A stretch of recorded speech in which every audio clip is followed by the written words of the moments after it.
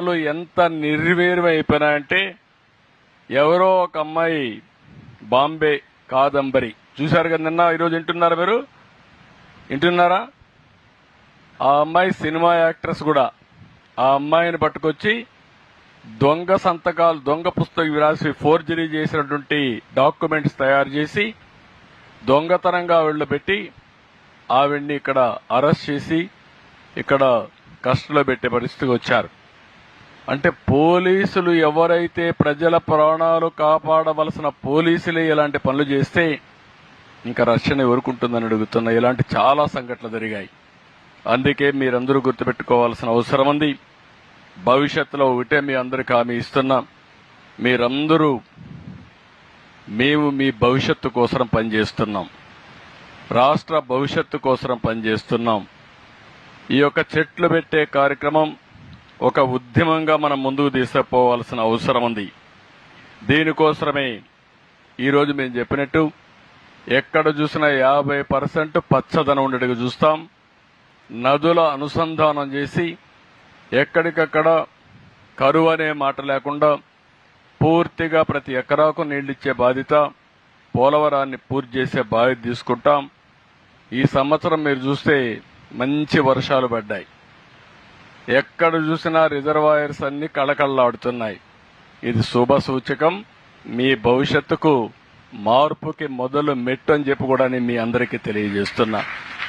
అక్కడి నుంచి ప్రారంభిస్తున్నాం.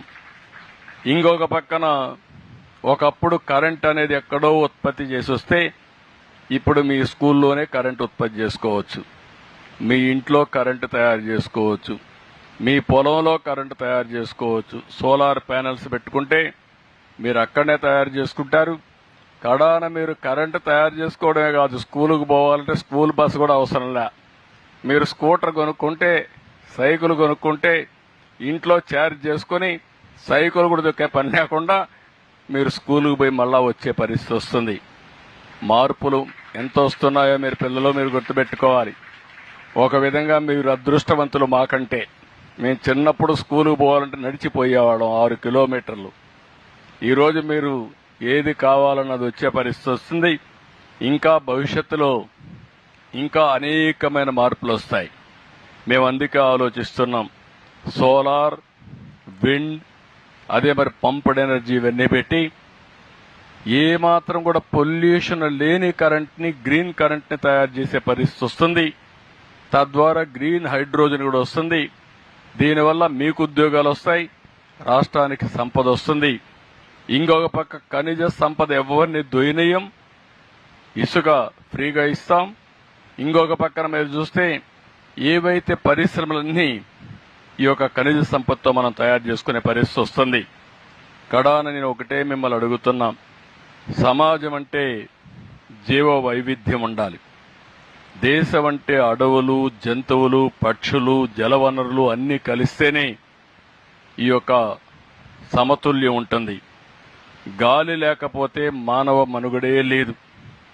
చెట్టు లేకపోతే జీవరాశుల చరిత్రే ఉండదు. ఈ విషయం మీరు గుర్తుపెట్టుకోవాలి. ఈ రెండు కాపాడుకోకపోతే మనం మనుషులమే కాదు. మన భవిష్యత్తు కోసం మనం ఆలోచించాల్సింది పర్యావరణ సమతుల్యం కోసం పట్టుబడాలి. అప్పుడే భవిష్యత్తు ఉంటుందని చెప్పి కూడా నేను మీకు తెలియజేస్తున్నా. ఈరోజు జీవ వైవిధ్యానికి మన రాష్ట్రం ఒక చిరునామాగా తయారు కావాలి. 13 వన్యప్రాణ సంరక్షణ కేంద్రాలు, 3 నేషనల్ పార్కులు, 2 జూలాజికల్ పార్కులు, 1 టైగర్ పార్కు, శాంక్చురీ, ఇంకొక పక్క ఒక ఎలిఫెంట్ శాంక్చురీ, ఇవన్నీ వచ్చే అవకాశాలున్నాయి. ఇంకొక పక్క మీరు నాగార్జున సాగర్, శ్రీశైలం దగ్గర 5,300 ఎకరాల్లో దేశంలోనే అతిపెద్ద టైగర్ శాంక్చురీ వస్తుంది. 80 పులులు ఉన్నాయి. కాబట్టి మీరు ఎప్పుడన్నా పులులు చూడాలంటే నేరుగా నాగార్జున సాగర్కి పోతే పవన్ కళ్యాణ్ గారిని ఒకసారి తలుచుకుంటే పులుల దర్శనం చేసుకొని మీరు రావచ్చు. అలాంటి సఫారీ తయారు చేస్తున్నాం. పెద్ద నాయకుల పేర్లు ఎవరబ్బా ఆయన? అదే ఈనాడు రాస్తున్నారు. ఈనాడు, ఆంధ్రజ్యోతిలో ఎవరు మా సజ్జల రామకృష్ణారెడ్డి గారి పేరు రాస్తున్నారు. కాదంబరి నరేంద్ర కుమార్ జత్వాని అంటామి. ఆ కథ ఏంటో నాకు అర్థం కాల. మొత్తం ఈనాడు, ఆంధ్రజ్యోతి, తెలుగుదేశం మొత్తం సజ్జల రామకృష్ణారెడ్డి గారి మీద పడిపోతున్నారు. ఈయన సజ్జల రామకృష్ణారెడ్డి గారు ఏం చేశాడే? జగన్మోహన్ రెడ్డి గారు సన్నిహితంగా ఉన్నాడు. నేను ఇంకోటి మనవి చేస్తున్నా, ఆయన బ్యాక్గ్రౌండ్ కమ్యూనిస్ట్ బ్యాక్గ్రౌండ్, ఒక జర్నలిస్టు, సాక్షిలో పనిచేశారు. అప్పటి నుంచి నాకు తెలుసు, ఉదయంలో పనిచేసినప్పటి నుంచి కూడా నాకు తెలుసు. ఆయన మీద ఎంత అక్కసు విలపించుతున్నారయ్యా. ఆయన ఏదో చేసేసి ఆయనకి ఏం సంబంధం అని నేను అడుగుతా ఉన్నా. ఆయనకి ఏం సంబంధం ఈ కేసులో? ఈ జత్వానీ కేసు కుక్కతోక పట్టుకొని గోదావరి ఎదాలనుకుంటున్నారు. చూద్దాం ఏం జరిగిద్దో. తీసుకొచ్చారు కదా ఇవాళ, ఏం జరిగిద్దో చూద్దాం. కుక్కతోక పట్టుకొని గోదావరి ఎదాలనుకుంటున్నారు. ఇది ఇవాళ నేను చెబుతున్న బూమ్ ర్యాంక్ కాబోతుంది. ఆ జత్వానీనా మేము పేరు నాకు తెలియదు, జత్వానీ కేసులో ఏదో చెయ్యాలని గాలి మెడలు కడుతున్నారు. అవన్నీ కూడా తెలుస్తాయి నిదానంగా. ఆమె హిస్టరీ ఏంటో చాలా చోట్ల చూస్తున్నాను, నేను చెప్పకూడదు. ఇవాళ కాకపోతే రేపు తెలుస్తుంది, రేపు కాకపోతే ఎల్లుండి తెలుస్తుంది.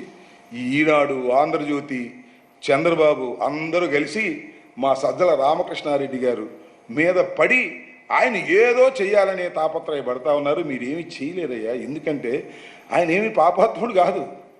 ఆయన జగన్మోహన్ రెడ్డి గారికి సలహాదారుగా ఉండటమే పాపమా? నేను మంత్రిగా ఉండటమే పాపమా? మా మీద కక్ష సాధింప ఏమిటిది? నాకు అర్థం కాలేదు. చాలా దుర్మార్గమైన ఆలోచన చేస్తున్నారు. ఈ దుర్మార్గమైన ఆలోచనలు ఇవాళ బాగానే ఉండొచ్చు, టీవీల్లో బ్రహ్మాండంగా వేస్తున్నారు. కథలు ఏంటో, ఏం జరిగిపోతుందో, కొత్తగా ఉంది, బ్రహ్మాండంగా ఉంది, సెన్సేషనల్గా ఉంది అనుకోవచ్చు. నిదానంగా వాస్తవాలన్నీ బయటకు వస్తాయి. ఎవరేంటో, ఆమె పేరేంటి, జత్వాని ఏంటో, ఆమె కథ ఏంటో, ఆమె పూర్వపరాలు ఏంటో, ఆమె ఇంతకుముందు ఏం చేసిందో ఇవన్నీ బయటకు వస్తాయి కదా. అంత తేలిగ్గా ఉంటాయా? ప్రభుత్వం మీ చేతిలో ఉందని, మీడియా మీ చేతిలో ఉందని ఏదేదో కట్టుకథనాలు మీరు వినిపిస్తే అవి నిలబడతాయా? యాసిడ్ టెస్ట్కి నిలబడతాయా? ఇవాళ నాకు తెలిసి ఏమీ లేదు. నాకు అనిపిస్తుంది ఏంటంటే, చంద్రబాబు నాయుడు గారిని అరెస్ట్ చేశారు ఒక కేసులో. అమ్మ, చంద్రబాబు నాయుడు గారిని అరెస్ట్ చేయటం, అరెస్ట్ చేసిన అధికారులు అందరి మీద వీళ్ళకి కక్ష తీర్చుకుందాం. ఇదేగా చట్ట ప్రకారం పోయారు వాళ్ళు. నువ్వు ఏం చేసావు? నువ్వు స్కామ్కు పాల్పడ్డావు. ఆ స్కామ్లో నిన్ను అరెస్ట్ చేశారు.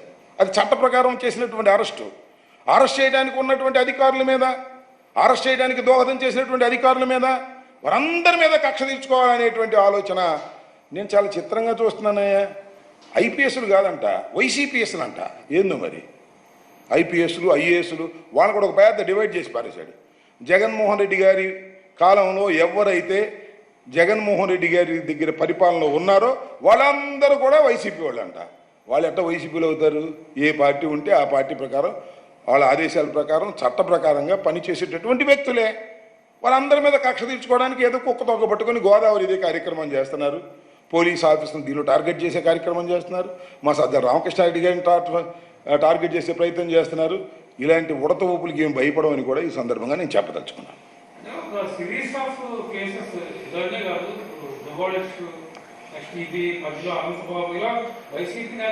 ఏముంది ఇప్పుడు, దువ్వాడ సీను, అనంతబాబు, లేకపోతే నా మీద పెట్టిన కేసు, నా మీద పెట్టిన ఏంటి నాకు అర్థం కాల.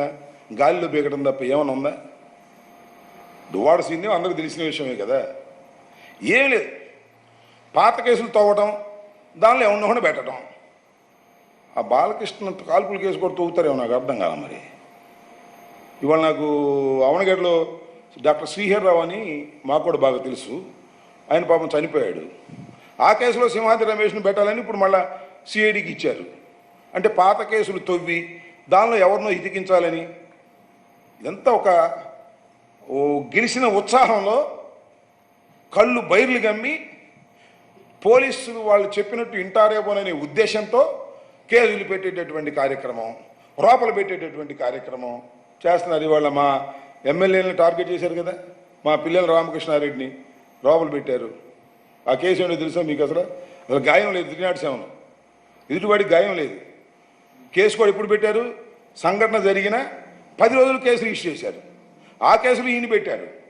సుమారుగా 2 నెలల పైచిలకు ఆయన్ని రోప నుంచేటటువంటి కార్యక్రమం చేశారు. మేనేజ్మెంట్ అంటే ఏ విధంగా మేనేజ్మెంట్? సీడీ పంపరు, ఇన్వెస్టిగేషన్ అంటారు, పర్సన్ పిలవాలి, ఆయన కస్టడీలోకి తీసుకోవాలంటారు. ఇట్లా డ్రాగ్ అండ్ చేసి ఆయన అరెస్ట్ చేసేటువంటి పద్ధతి. అలాగే మన రమేష్ వాళ్ళ అబ్బాయిని, రాజుని రోపలు పెట్టే కార్యక్రమం. అదేవిధంగా తెలుగుదేశం ఆఫీస్ మీద జరిగిన దాడిలో ఇప్పుడు కొత్తగా కొంతమందిని చేర్చడం. అప్పిరెడ్డిని వాళ్ళని చేర్చడం, వాళ్ళ మీద యాక్షన్ తీసుకునే కార్యక్రమం.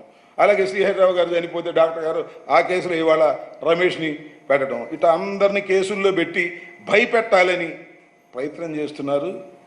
ఇవన్నీ బూమరాంగ్ అవుతాయి. వాస్తవాలు ఉంటే ఎవరినైనా చేయొచ్చు, తప్పలేదు. మర్డర్ చేస్తే వాళ్ళని ఖచ్చితంగా లోపల వేయాల్సిందే. ఒక 307 ఉంటే వాళ్ళని తప్పనిసరిగా లోపల వేయాల్సిందే. వాయిస్ చేసి కేసుల్ని వేసి ఏదో బెదిరించాలని మీరు చేసే ప్రయత్నాలు నిలబడతాయా? నిలబడవు. కాలగర్భంలో అన్నీ కూడా